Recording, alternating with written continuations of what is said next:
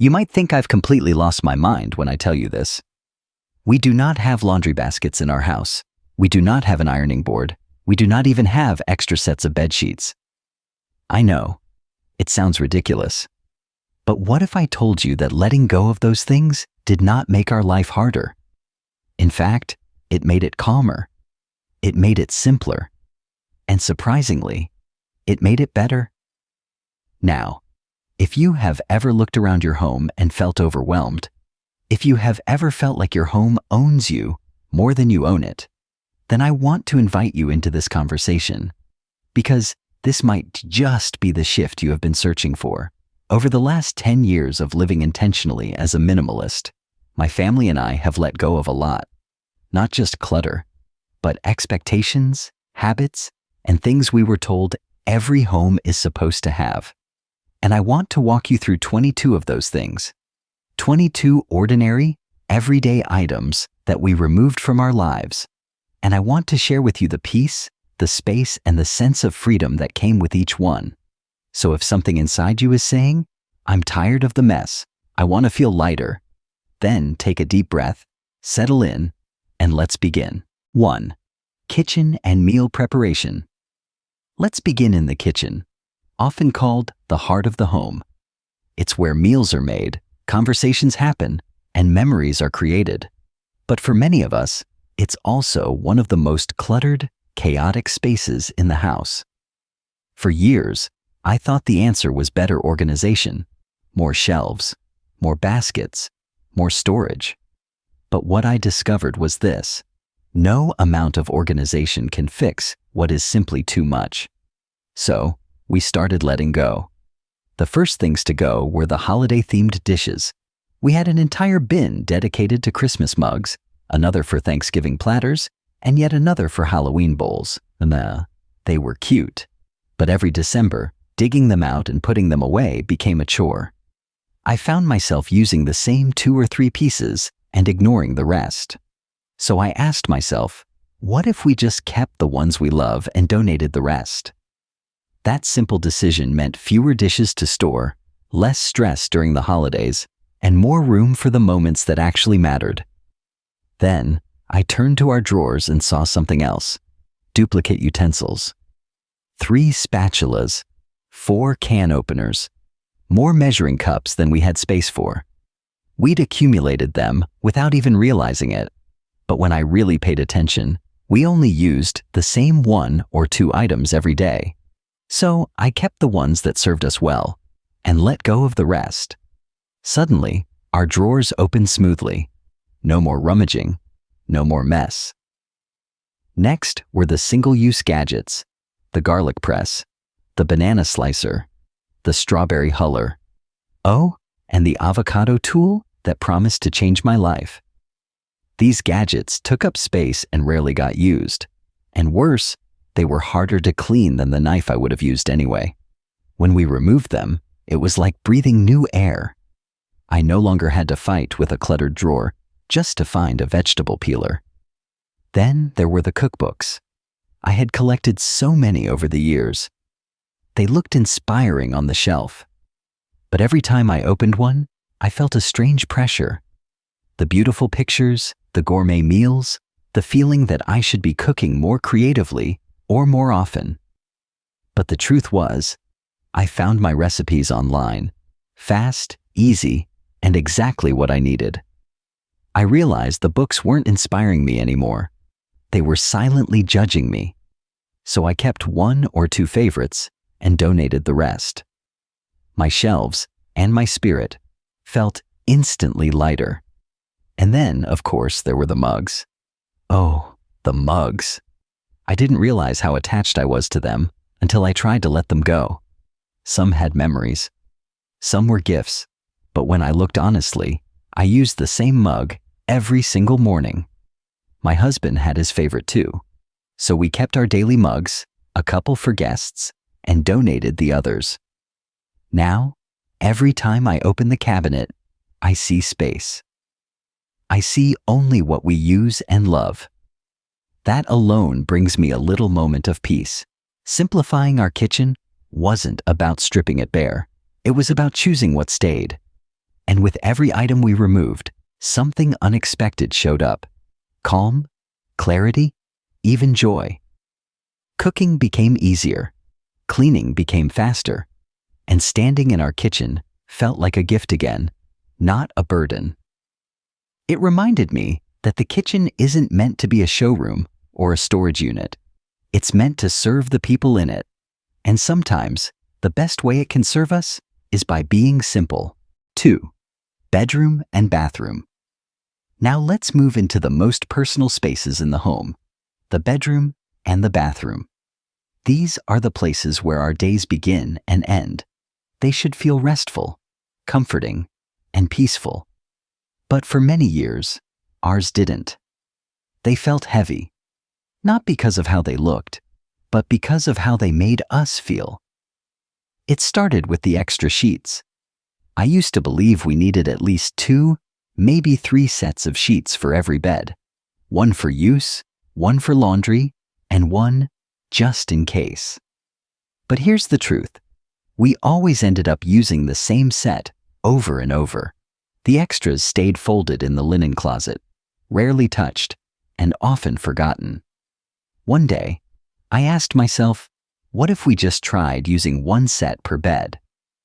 We gave it a shot, and it worked. We wash them. We dry them. We put them right back on. No piles of sheets to fold, no closets bursting at the seams, just what we use and nothing more. Then I looked under the bathroom sink.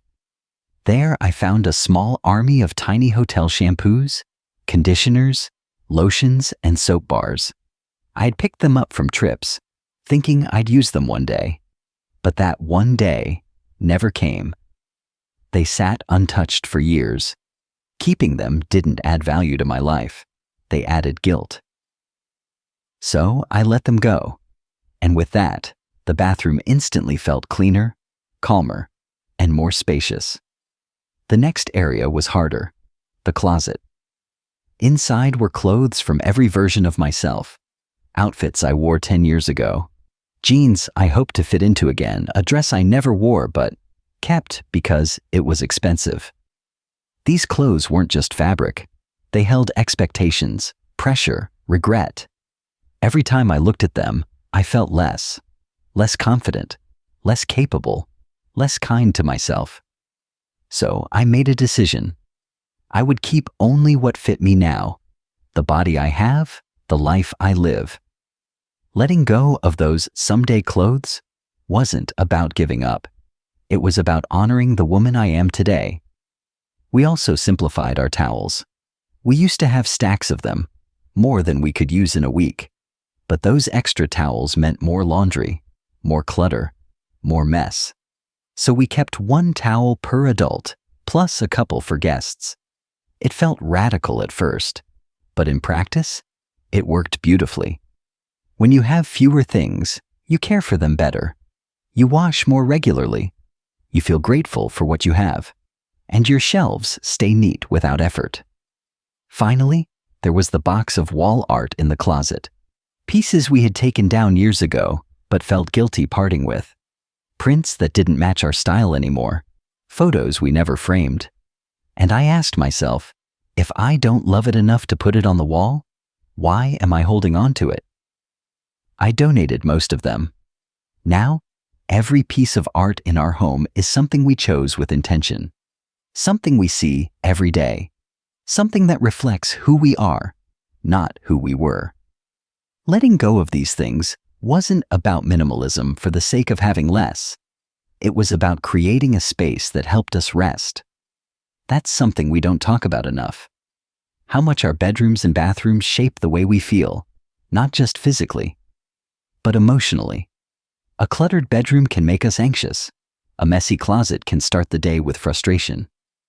But a simplified, thoughtful space, it tells us, you are safe, you are cared for, you can exhale here. Now, when I walk into our room at night, I feel something I never used to feel. I feel peace. And that, to me, is worth more than all the backup towels and forgotten lotions in the world. 3. Living spaces. Let's walk into the space where we live gather, and relax. The living room, the hallway, the entry table. These areas often become drop zones, where things pile up and we stop noticing. But one day, I looked around and asked myself a question I had never thought to ask. What in this space is actually helping us live better? The first thing I noticed was decorative vases. Some were gifts, others were picked up at a sale, and a few I honestly forgot we even had. The truth is, they were just sitting there. I wasn't filling them with flowers. They weren't bringing me joy. They were collecting dust. So I donated most of them. We kept one or two we genuinely liked, and that was enough. Next, I turned to old planners and calendars. I had stacks of them tucked into drawers. Mind, some were blank, others filled with goals, to-do lists, memories. I kept telling myself they were part of my personal history, but I never looked at them. In fact, when I did take a peek, they mostly reminded me of things I had left undone. That's not how I want to remember my life, so I let them go and felt lighter for it. Then came craft supplies from hobbies I no longer pursued, scrapbooking materials, yarn, beads, paints, all from moments in life that had passed. I told myself maybe I'd go back to them someday, but I hadn't. And holding on to those supplies felt like holding on to someone I no longer was. Letting them go wasn't about giving up. It was about giving myself permission to evolve. We also had storage bins full of seasonal decor: fall, winter, Easter, patriotic holidays. I used to enjoy rotating them out, but over time, it started to feel more like a chore than a joy. So I asked myself, what's the least amount of decor I need to still feel festive? And I found that just a few pieces, ones I truly loved, were more than enough. Simpler seasons, quieter beauty. Books were next. We had shelves full of them. Some I had never read, others I had finished and would never read again. I love reading, but I realized I don't need to own every book to love it. The library became my best friend. Now, I only keep the books that truly speak to me, ones I return to or recommend. Everything else? I let it go so it could speak to someone else. These choices might sound small, but they added up to something powerful. Less clutter on the shelves meant fewer things to clean, to organize, to worry about. Our living spaces became places we could actually live in, not museums of stuff. And here's the part that surprised me most. Our home started feeling more alive, not less. With fewer distractions, I noticed the natural light more. The conversations flowed more easily. We even laughed more. There was room for spontaneity, for music, for rest. Now, when guests walk into our living room, they often say the same thing. It feels peaceful in here. And that's not because of the decor. It's because of what's not there. It's the space itself, the breathing room, that invites calm. But, let me be honest, letting go of some of these things wasn't easy. I had to confront the stories I was telling myself. I spent money on that. It was a gift. Maybe I'll need it someday. But when I looked deeper, I realized most of those stories were just fear in disguise. Fear of waste, fear of change, fear of regret. The truth is, the regrets I feared never came. I don't miss the extra stuff. I miss the freedom I didn't have sooner. If you've ever looked around your living space and felt like you couldn't breathe, like your house was closing in on you, I want you to know, it doesn't have to stay that way. You don't need to throw everything out overnight, but you can start with one drawer, one box, one shelf. And if something in your home doesn't make you smile, doesn't serve a clear purpose, or doesn't reflect who you are today, maybe it's time to thank it for the part it played and let it go. I don't want a perfect house. I want a peaceful one. And clearing out our living spaces was one of the most powerful steps we took toward that goal. 4. Cleaning and household systems. Let's turn now to something that often feels invisible, but touches every corner of our day: the way we clean, organize, and keep things running at home. We usually think more tools will make these systems easier. But for us, it turned out that less brought more peace. It started with laundry baskets and hampers. For years, we had one in every bedroom. They looked tidy from the outside, but inside, they were always full. Overflowing, in fact. We often ignored them for days, thinking, "I'll get to it later." But they weren't helping us. They were enabling our procrastination. So, we decided to get rid of them. Now, every person in our house brings their dirty clothes directly to the laundry room. It's become part of the rhythm of daily life, simple, predictable, and much less stressful. We don't let laundry pile up because we no longer have a place to hide it. Next was the ironing board. It had become a kind of guilt statue in the corner. I kept thinking I should use it more. But we almost never did. Instead, I learned to hang clothes right after they come out of the dryer, or give them a quick steam. It works. I haven't missed the ironing board once. That big bulky thing used to take up space in our closet, space that now feels free. And then came the cabinet under the kitchen sink. It was jammed with bottles, glass cleaner, stainless steel spray, bathroom scrub, wood polish, granite sealer, and on and on. I had convinced myself I needed a special cleaner for every surface. But one day, I realized how much mental clutter all of that caused. I tried simplifying. One bottle of all-purpose cleaner. That was 2 years ago, and we haven't gone back. It does the job just fine. We don't have to hunt for the right spray anymore. We just clean. And it feels lighter. Paper clutter was another area we tackled, especially coupons and takeout menus. At first, I thought I was being smart, frugal even, by keeping them. But most coupons expired before we ever used them. And the menus? We never actually looked at them. We always just Googled what we wanted. So why were we keeping them? We tossed the stack and never looked back. If a coupon comes in the mail now, I ask myself, am I actually planning to buy this item this week? If not, it goes straight to the recycling bin. Then there was the issue of duplicates, especially sunglasses and reading glasses. We had them everywhere, in drawers, in bags, on countertops. The idea was convenience, but in practice, it just meant I could never find a pair when I really needed one. So I made a decision. I picked one pair I liked and committed to taking care of it. That simple change saved me so much frustration. I always know where my glasses are now, and I take pride in treating them well. We also simplified our storage approach in general. No more keeping every tool, every brush, every dust cloth just in case. We kept what we used regularly and let the rest go. This wasn't about being extreme. It was about being realistic. If something sat untouched for over a year, that was a sign. It wasn't helping. It was just sitting there, silently demanding to be cleaned, organized, or remembered. These decisions added up to something much bigger than just a tidy cabinet or a cleared-out drawer. They gave us back time, emotional space, even confidence. When your home becomes easier to manage, you start to feel differently about yourself. You're not behind anymore. You're not failing. You're just living more simply. And that feels really, really good. And here's something I didn't expect. Our cleaning routines became lighter too. We weren't scrubbing harder. We just had less to scrub.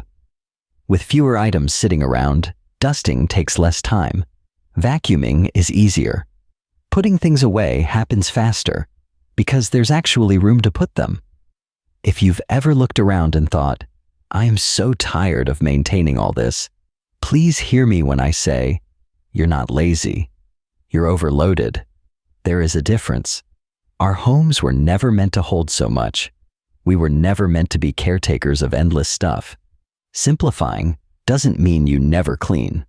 It just means your home stops fighting back. Now, when I walk through our house, I don't see tasks everywhere I look. I see space, I see calm. I see systems that work for us, not against us. And here's a gentle challenge. Look around your home this week. Is there a cleaning item you never reach for? A helpful gadget that's actually slowing you down? A storage solution that stores more guilt than usefulness? Start there. Let one thing go. See how it feels. Because sometimes, clearing off a single shelf is not about organizing. It's about reclaiming your peace. 5. Mindset and mental declutter. So far, we've talked about letting go of physical things. Mugs, towels, gadgets, papers. But I want to end with what I believe is the most powerful decluttering we've done. Inside the mind. You see, the hardest clutter to let go of isn't on your shelves. It's in your thoughts, in your beliefs, in the stories we carry without even realizing it. Let me start with something we used to keep a lot of. Just-in-case items. Just in case we lose weight. Just in case we host a big party. Just in case we go back to an old hobby. I used to think it was smart to be prepared. But over time, I realized those just-in-case items were connected to fear. Fear that I wouldn't be enough without them. Fear that the future would be unsafe unless I kept things from the past. But here's the truth. In over 10 years of living this way, I've almost never missed those just-in-case things. And when I did, I found another way. I borrowed. I improvised. I asked for help. And every time it worked out just fine. We also let go of what I call backup items we never reach for. That second blender in the basement, the old suitcase with a broken wheel, the coat that's not warm enough, but we keep it just in case. The truth is, we weren't reaching for these things, not even once a year. They were taking up space in our home and in our mind. Every time I opened a closet, they whispered, "Don't forget me. You paid for me. You might need me someday." That's what author Fumio Sasaki calls the silent to-do list. Every item you own is sending you a message. Even if you're not listening, your brain is.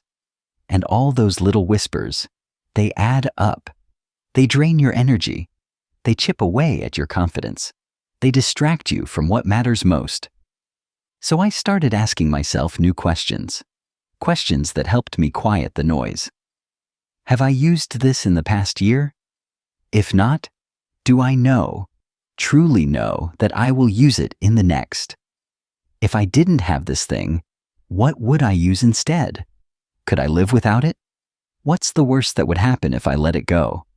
These weren't just decluttering questions. They were life questions. And as I answered them honestly, something shifted. I wasn't just simplifying my home. I was simplifying my expectations, my responsibilities, my identity. I stopped trying to be the woman who could do it all, store it all, prepare for every scenario. I just wanted to be present. I wanted to be peaceful. I wanted to be me. And something beautiful happened.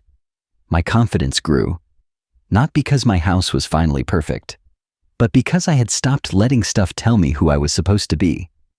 As the clutter went out, clarity came in. I had space to think, to rest, to create. I started making videos. I started believing in myself again. And most importantly, I started enjoying my home. Now, I'm not here to tell you that you need to live with one plate and a toothbrush. That's not the point. Minimalism, for me, has never been about deprivation.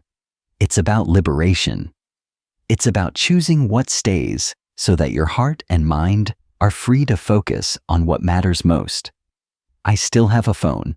We use a microwave. We have cozy blankets and a computer and even a little decor on the shelf. This isn't tent camping. It's about creating a home that feels like a peaceful retreat, a place where you can breathe deeply, rest fully, and be completely yourself. So, maybe today you don't let go of all 22 things I've talked about. That's okay. But if something I've said made you pause, made you look around your home a little differently, then I believe you've already started your own journey.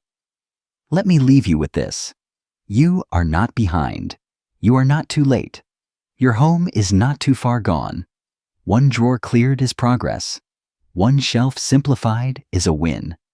One moment of peace is enough to begin again. And I will be right here, cheering you on, every step of the way. Thank you for spending this time with me today. If this message spoke to you, I invite you to join our community by subscribing. I have dozens of videos to guide you through this journey. Not just the how, but the why. Not just the steps, but the soul of it. You are not alone, and you are more than capable of creating a home and a life that feels light, free, and full of meaning. Until next time, take good care of yourself. You matter, and your peace is worth pursuing.